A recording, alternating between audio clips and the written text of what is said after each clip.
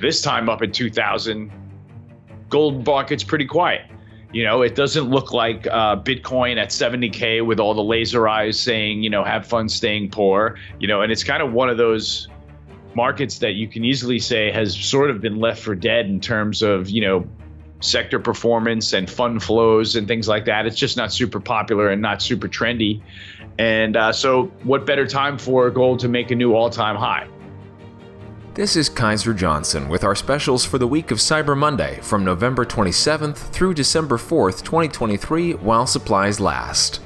First, we feature 1/10 ounce gold eagles at $32 over melt with a minimum of 5 coins. Next, silver Nordic Mint 5-ounce bars at just $1.99 over spot per ounce with a minimum purchase of 10 bars. We also have 1-ounce silver 2023 Britannia at $2.69 over spot when you order 50 or more coins. And finally, Dealer's Choice silver 10-ounce bars are just $1.49 over spot per ounce with a minimum of 4 bars. To order our specials or any of the many other options we have available, call us at 1-888-81-LIBERTY. That's 1-888-815-4237.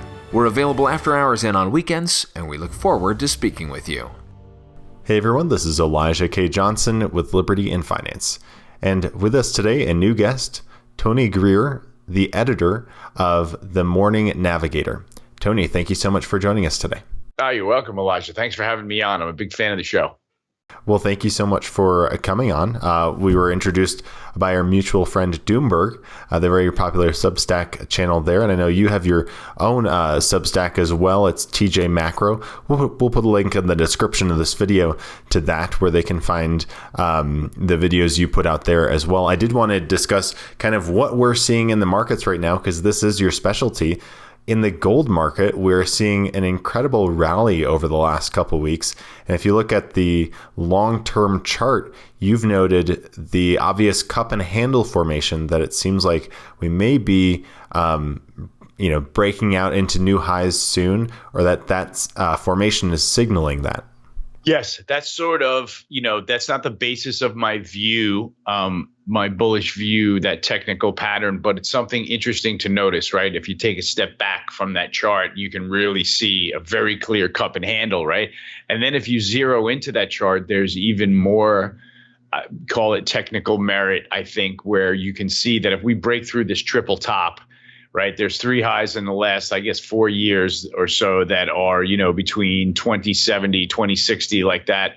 And through there, we're at all-time highs, right? Through there, you're going to see CTA buying. You're going to see clear follow-through in the price point. It's definitely going to accelerate. And, everybody in the gold market is kind of excited to get it through there. And what's really interesting right now is that there's not a really clear narrative behind the rally, right? It's taken off very clearly since October 7th, since the Hamas attack in Israel, and it has been on a beeline higher since then. Not to say that is necessarily what caused it, because markets do what markets are going to do. But there's been a very clean, gold suddenly is stomping around the trading floor, as we like to say. To me, it's interesting because open interest is still sort of kind of bottom feeding along historic lows, like 450,000, 500,000 contracts on the COMEX. So that's cool because there's no big net speculative position in it. The total gold ETF holdings are well off the highs as well, from 120 million ounces where they were, I think, back in 2019. That's backed off to about 85 or so million ounces. And so, there's more room for buying in the ETF. In fact, you can see it's clear that a lot of length has come out by the size of the holdings going down. So it's interesting that gold has kind of made this kind of surprise attack that's shaken everybody up and said, whoa, well, what's going on here? Real rates are still kind of much lower. Why is gold holding up? And, the reason is because markets do what markets are going to do. And to me, it's, a little bit of possibly a geopolitical flight to safety premium that it's building in now. I know that there's not bombs flying around the world or anything like that, but it sure does seem like the world's a little bit more of a dangerous place than it was 5 years ago. So there's that premium of, what's going to happen next possibly. And I think it just goes along with sort of where money is happy. There's not a big trade in the oil market. The base metals markets are kind of quiet to sideways. They've just woken up recently with the last set of Fed commentary, last FOMC meeting, but there's really been no trend higher in any base metal at all. I think that's fair to say. So gold is, the one commodity that's got, a pretty solid story behind it. And just in that, in this world of, where there's a lot of money printing going on, massive deficits, you would think that gold would have a place in sensible portfolios. And so I think that there's a lot of that's kind of coming out in the wash right now. So I think that's kind of why gold has gotten back on its horse. I think it's an attractive asset. For me, it's kind of monetary insurance. I do have a long position at the moment, but trading position. But, I also have physical gold that for me, I don't really worry about the price fluctuation of gold in terms of that physical gold that I have. That's just kind of a value that I'm hoping is somewhere around, a valuable price if I need to sell it. So the gold story, I think, is pretty good. I think, the same thing with silver, although I'm not much of a silver bug, the market looks pretty good. Technically, it looks good. There's some good underpinnings in the physical side. So the precious metals markets are just kind of a bright spot in the commodity space, if that's fair to say right now.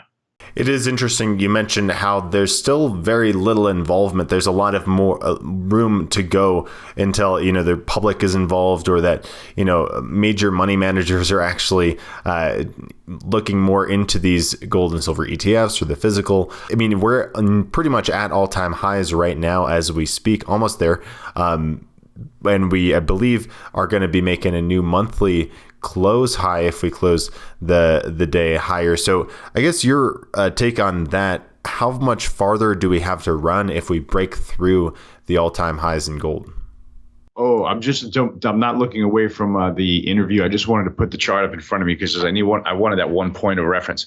So what's cool about it? Yeah, there's a couple of things to discuss here. What's cool about, like you just said, that we're discussing that, open interest is low, total ETF assets are off the highs, and which is good because it's not a bloated position.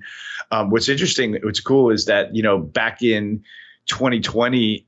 And then even before that, even actually the last time gold was up here at this price, which was, I guess the last rally was around 2011 when we got near 2000. What was wild was back then, like gold coins were trading in the street on Wall Street between people that worked at banks and people that were brokers and things like that. Like that trade was hot and in vogue. Like I was trading gold coins. I was trying to collect some more, to expand my collection. And, obviously didn't see the faceplant coming. But what's cool is this time up in 2000, gold market's pretty quiet. It doesn't look like Bitcoin at 70K with all the laser eyes saying, have fun staying poor. There was just nobody at the gold conferences. There was just, some photographs of a recent metals conference that took place in the last couple of months, but there was nobody there, and it's kind of one of those markets that you can easily say has sort of been left for dead in terms of, sector performance and fund flows and things like that. It's just not super popular and not super trendy. And so what better time for gold to make a new all-time high? And, when I look at the chart in the short term, you got those three peaks that are just under 2,100. You get through there's going to be, number one, any CTA that's short for whatever reason, maybe they're going to short it up against that high and think there's going to be a quadruple top, which is possible. But anybody that's short's going to have to cover through that. It may. And, the trade that is going to want to add to their position is obviously going to buy, as much as they can afford to buy, and just to see what's up there and just to see how far it will go. If you're carrying a long position and you get through 2,100, I would look to double it, because that's been a major Mason-Dixon line technically. So you would think that if we get through there, that there's both really good follow through and, that's going to be mega support going forward, is that you wouldn't expect gold to give up the 2K handle, for a long time to come after we just battled to keep it below there for such a long time. So there's a lot of really interesting psychological factors involved with gold this time around, which is really cool about the rally. And as a trader, it kind of gives you the fact that it just caught everybody by surprise, the fact that real rates are much higher now, and so gold should probably be lower. The fact that there's really no global destabilization, and all of things are going on while gold is sitting right here at the highs, kind of ready to go, as we say in trade. So, I would say that there's probably going to be a several $100 follow through on the other side of that. And I'm hopefully going to be right in the middle of it. No, I did want to ask you about kind of the macroeconomic factors we're seeing right now and the data that we're seeing. I know the Fed is a big player in all of this. Their decision to raise or lower rates over the last year and a half or so, they've aggressively raised rates, which has put pressure on the markets. But as it seems like the talk seems to be that the Fed is going to be pivoting soon, and into next year they could be lowering rates. Your take on how this could impact gold, and then also I know you are actually very bullish on the stock market right now. Your take on that as well. Sure. Well, the gold, I kind of put gold in a world by itself. I kind of have that in the currency market, if it's fair to look at it that way. I kind of look at gold as a competition for, Bitcoin and the dollar and things like that. And so, the rate change should be positive for gold, right? Gold just struggled to rally in that whole entire period that we were raising interest rates. It makes sense that when you're raising interest rates, lease rates are higher. So producers sell and get an even higher rate on the forward sales that they're making. So that's something that kind of caps gold when rates are high. And so now that we've got the inclination that maybe, without saying that rates are done going up, maybe you could say that we can consolidate sideways in rates for a while now. And Elijah, this brings me back to the day that will live in infamy, in my opinion, this year is November 14th, which was the day that a very benign CPI number came out, right? I think it was 0.1% within reach of expectations. And the global macro markets went absolutely crazy. But there were multi-sigma moves lower in the rate markets, right? Big jump in treasuries, huge leap in stocks. Gold market starts turning around. 17 sectors of the S&P have 2 sigma breakouts in one day. Most of them were very relevant technically, as in most of them broke downtrend lines or broke above moving averages. And so the reason that's so relevant to me is I follow magnitude of moves really closely. And on any given trading day, there's maybe, 2 or 3 stocks that have a move bigger than a 2 sigma move, right? Just in terms of the probability scale. And on that day, 17 sectors, like entire sectors. So we're talking massive groups of stocks having moves of that magnitude through technical resistance. To me, that's the market saying something has changed. And what changed that day was the bond market decided it was waiting on that one more piece of CPI data to say, are we really out of the woods here in terms of inflation biting in the near term? And so it was just like we got that 0.1% either way of, what was expected. And the whole bond market said, we are done with the inflation scare, right? And so the way I look at the stock market for the last year while we're raising rates is the risk to the stock market is a dislocation lower in the bond market, right? And what would dislocate the bond market lower, sending rates higher? Inflationary impulses, right? Big inflation data, CPI number that's above expectations. What we got on November 14th was the whole market deciding that ain't happening at all at any time soon, right? So if the stock market gets this idea now that we don't have to worry about the bond market dislocating lower and shooting rates higher and putting a hurting on big tech stocks, man, then it's going to be smooth sailing for the next several weeks, months, quarters. And the dips that may have been frightening and look like curlovers and all of the end of the worlders want to call the crash that's coming, et cetera, man, the dips in the stock market are going to be super shallow going forward. And they are going to be very difficult to buy and difficult to get your hands on. And then they're going to be led by big tech stocks making higher highs and things like that. So that's what I can see happening. We're just set up with this dynamic now in the stock market where there's still a little bit of sentiment weighing on it, meaning like nobody's really that gung-ho bullish. I mean, it has just gone from extremely negative to more neutral and positive. So I'm not saying that it isn't positive, but it's not red line positive yet. And, when that's the only thing that's going to shake it off from its performance is when positioning gets too long and the piece of data comes out that's really good news and the whole market sells it on that. But like I said, I think we are set up to trend well above 5K in the S&P, and that's what I've got my clients sort of pointed in that direction right now. Are you seeing this on a fundamental basis or more on a technical level? I know a lot of people I talk to are looking at the stock market right now and saying that we're seeing a lot of overvaluations. What is your view on that? Yeah, I don't pay a whole lot of attention to valuation, because valuation is just a band that can stretch and keep stretching. And so if that band can keep stretching and there's really not, there's not infinity, I wouldn't say it can't go to infinity, but, theoretically, valuations range, and I don't really try not to get caught up in that. I'm kind of a product of the .com bubble. That's kind of how I learned the most that I sort of know about stocks and stock trading was in the late 90s and sort of seeing what the hell that was all about. And so, I'm a bull market trader. And when I see the conditions sort of right themselves like they have now, where we just had a lot of big inflation fear and the Fed took the, economy down a notch and cooled off all that inflation.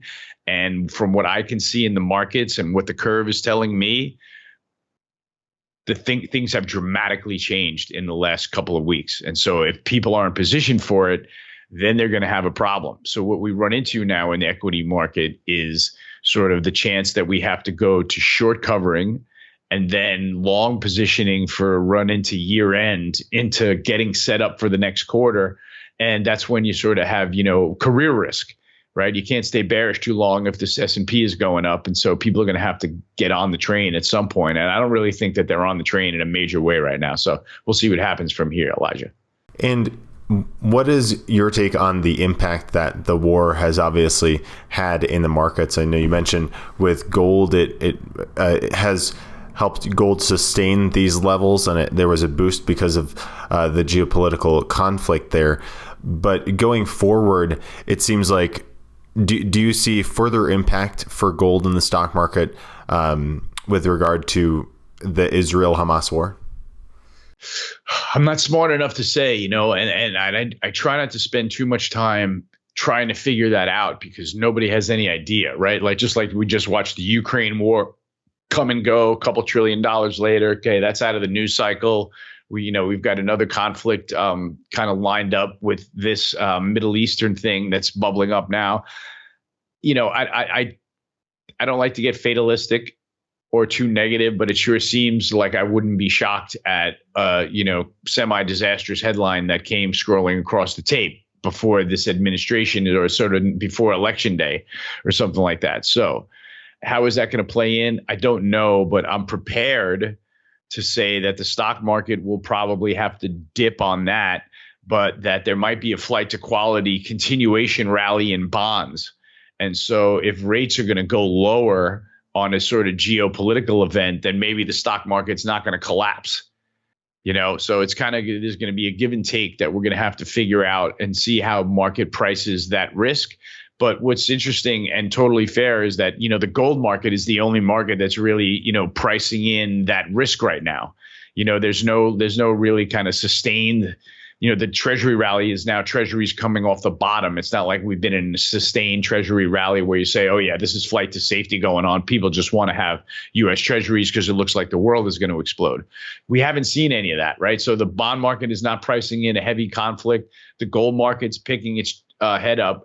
And it could be because of that, but it could just be because, people are friendlier to a bigger allocation in gold in their accounts right now. So it's really tough to tell how to gauge that Middle Eastern situation. And with respect to the bond market, you're actually a bear right now. So what are some of the bearish factors you're seeing in the bond market right now? Well, they've just been relieved, so I've kind of have been a bear in the bond market, and I kind of stepped off the gas with that view. I think the dynamics are really interesting because the bond market bottomed on the day, literally on two tweets by Bill Ackman and Bill Gross, right? Bill Ackman came out, said I covered my short. Boom. Next thing you know, there's an outside day higher, bonds rally a little bit more. And then we get to that last Fed meeting where, Powell was basically really, really dovish, call it like when was that meeting? Earlier in November, where Powell came out. There was no move, no action by the FOMC, and Powell came out super dovish, I would say, is fair to say, in the press conference. And that's the day the stock market exploded.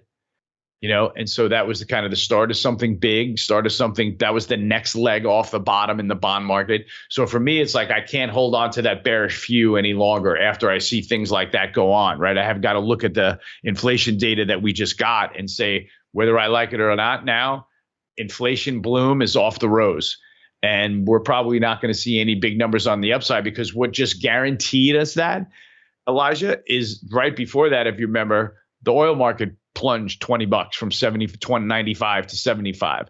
So now there's no chance that we have an upside CPI surprise over the next several months, because the price of oil and gas just collapsed.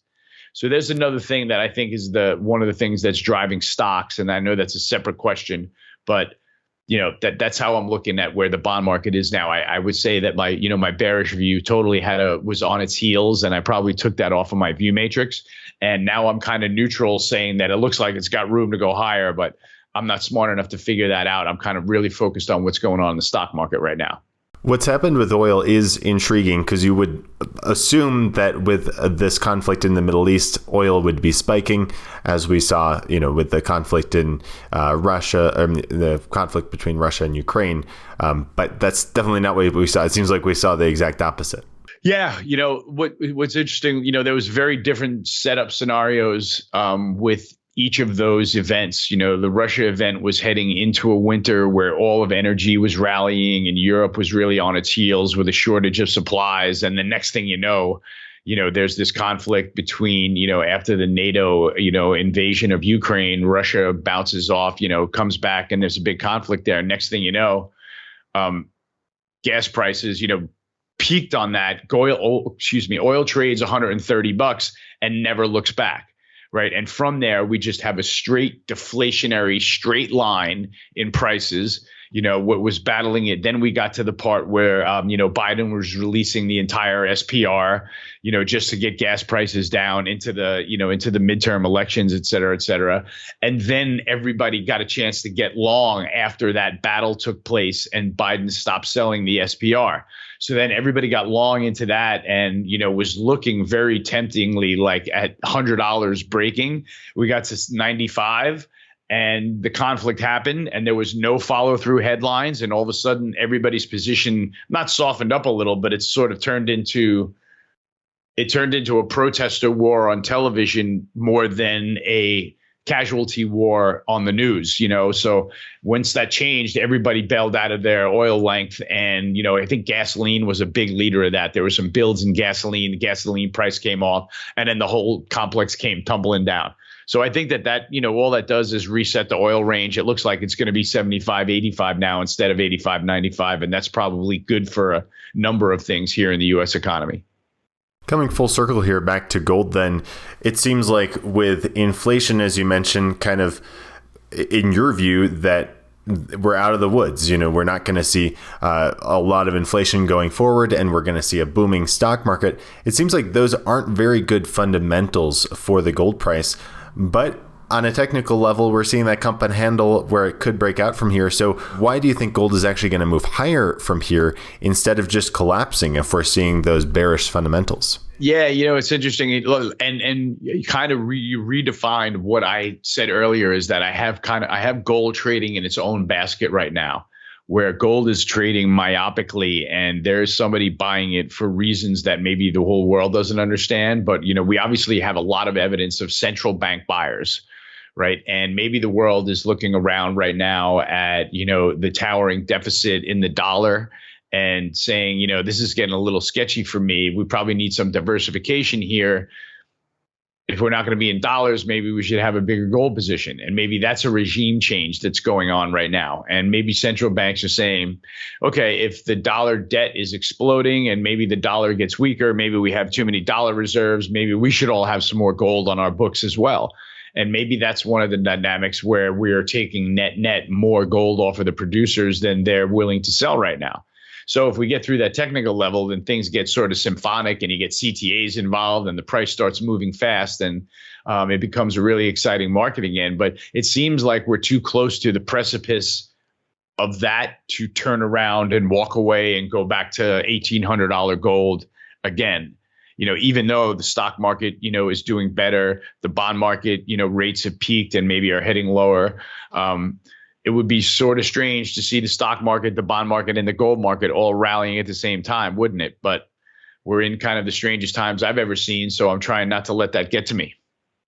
It is very strange times, and I would assume that a lot of our viewers are going to find a lot of your opinions to be new to them, right, about inflation and the stock market.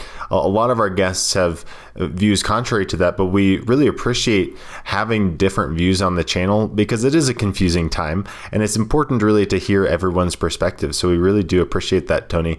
If our viewers are interested in what they heard today, where can they go to find you online? Yeah, my website is tgmacro.com. You can find me on Twitter at tgmacro. Any of your listeners can send me an email directly to Tony at tgmacro.com. There are samples of my newsletter on my website, and I operate an absolutely phenomenal Slack channel for a smaller subset of my subscribers. That's kind of the premium subscription model. And we talk about markets and risk and the world, global politics, and everything all day long. It's a really, really robust platform. And so that's what's going on over here and where people can find me. Fantastic. Any last thoughts before we let you go, Tony? The advice that I give people is, kind of look at the world and look at your portfolio and make sure that you've adjusted accordingly. It looks like stocks are set up to be in good shape. It looks like, the 3-year bear market in bonds is leveling off. Gold is getting very interesting. Big tech has come a long way with a lot of money flow into it. And to me, there's just some signals out there that tell people that they should be keeping a close eye on their portfolios and making sure that their money is where they want it to be, because the world is sort of changing rapidly right now. Thank you so much, Tony, for your time, and God bless. God bless, Elijah. Thanks for having me, man. Miles Franklin Precious Metals is one of America's oldest and most trusted bullion dealers. Miles Franklin is A+ rated and accredited by the Better Business Bureau, licensed and bonded, and has 0 complaints ever registered.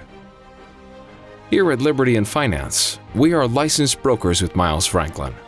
To order, simply call us, discuss your needs, and we can let you know our live inventory, prices, and availability, and lock in your order over the phone. Once your order is locked, the price is held for you regardless of market fluctuations, and the metals are reserved for you awaiting your settled payment.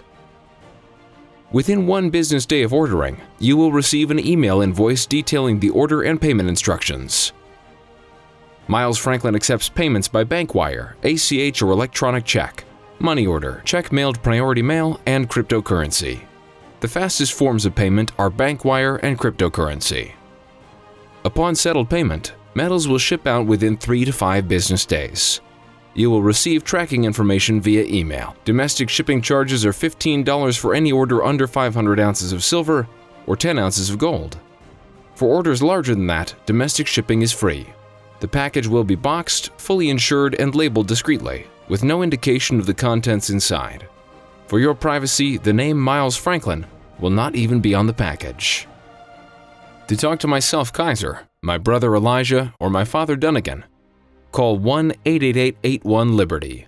That's 1-888-815-4237.